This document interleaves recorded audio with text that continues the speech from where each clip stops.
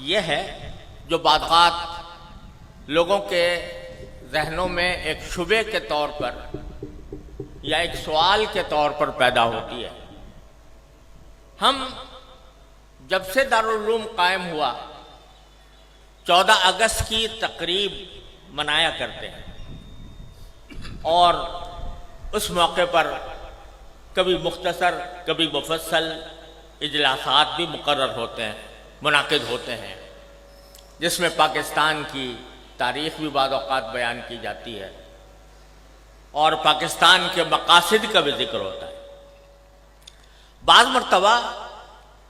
دلوں میں یہ خیال پیدا ہوتا ہے کہ ہم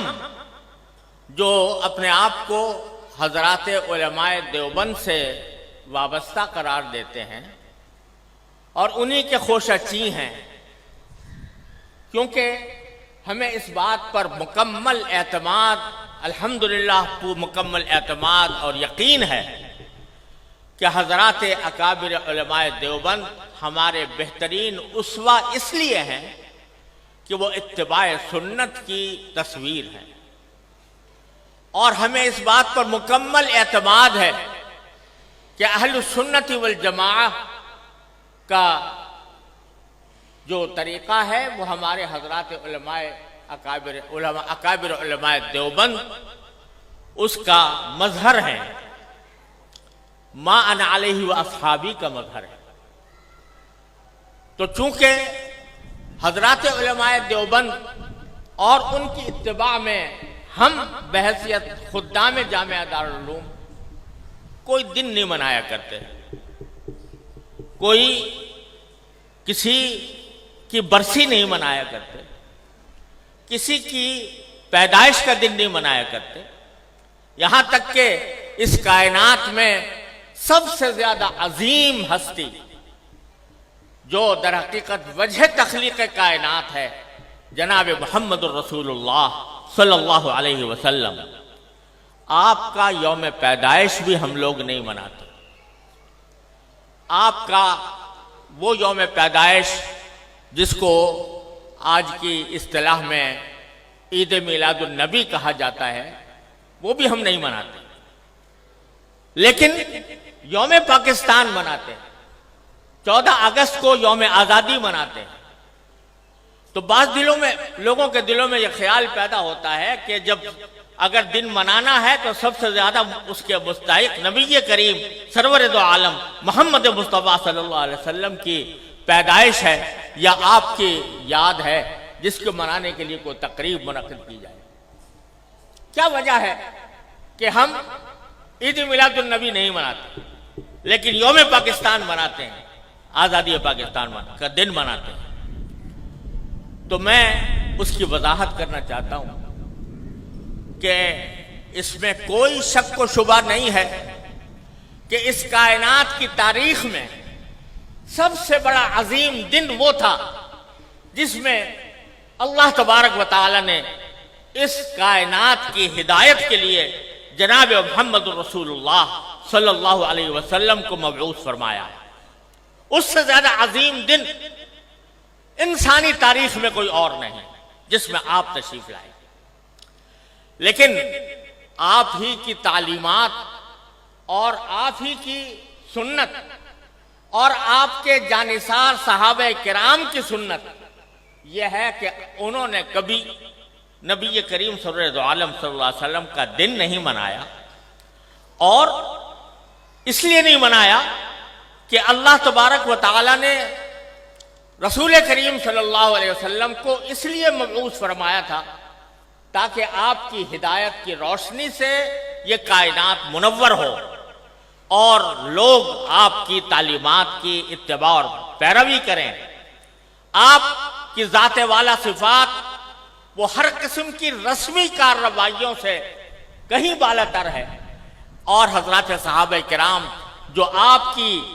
زندگی کے ایک سانس کے بدلے اپنی ساری زندگیاں نچھاور کر سکتے تھے، انہوں نے کبھی یہ دن نہیں منایا۔ جب انہوں نے جو کوئی چیز نہ منائی ہو اور انہوں نے اس سے اعتراض کیا ہو اور اس کے بجائے ساری زندگی اتباع سنت کی کوشش کی ہو، اس کو اگر ہم منانا شروع کریں تو دین کے اندر ایک اضافہ ہوگا، دین کے احکام میں ایک اضافہ ہوگا، اور دین کے کام میں کوئی اضافہ وہ بدعت کہلاتا ہے۔ من احدث فی امرنا ھذا فہو رد، تو وہ بدعت بن جاتا ہے، کیونکہ وہ ایک مذہبی معاملہ ہے۔ عید میلاد النبی مذہبی تقریب کے طور پر منائی جاتی ہے، مذہبی عید کے طور پر، عید کا نام اس کا رکھا گیا ہے، اور وہ مذہبی تقریب ہے۔ اور مذہبی تقریب اگر کوئی شخص مذہب کا حصہ سمجھ کر وہ بنائے گا تو دین میں ایک اضافہ ہوگا جس کا نام بدعت ہے۔ اس لیے ہمارے اکابر علماء کرام نے اس بنانے کا اہتمام نہیں کیا۔ جہاں تک یہ 14 اگست کا تعلق ہے، 14 اگست کے یوم آزادی کا تعلق ہے، یہ کوئی مذہبی تقریب نہیں ہے، یہ کوئی دینی اجتماع نہیں ہے، یہ دینی تقریب نہیں ہے، بلکہ یہ ملکی تقریب ہے، اور ملک کی آزادی کے طور پر، اس کے ایک نشان کے طور پر اس کو منایا جاتا ہے۔ کوئی شخص بھی جو اس کو منانے والا ہے وہ اس کو دین کا حصہ سمجھ کر نہیں مناتا، اس کو مذہب کا جز سمجھ کر نہیں بناتا، بلکہ ایک ملکی تقریب ہے، ایک ملک کا اللہ تبارک و تعالیٰ نے ایک ملک ہمیں عطا فرمایا، اور ایسا ملک عطا فرمایا جس کی تفصیل مولانا عزیز الرحمان صاحب نے بیان کی ہے، تو وہ ہم ایک ملک کی تقریب کے طور پر بناتے ہیں۔ بدعت اس وقت بنتی ہے کوئی چیز جو شریعت میں نہ ہو اور شریعت کا حصہ اس کو بنا دیا جائے، لیکن یہ کوئی شریعت کا حصہ نہیں، یہ کوئی دین کا کوئی دینی تقریب نہیں، دینی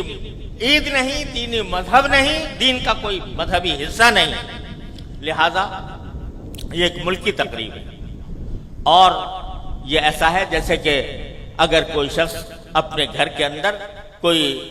کسی اپنے گھر کی تعمیر ہوئی اور اس تعمیر کے اوپر کوئی اجتماع کرے، کوئی دعوت کرے،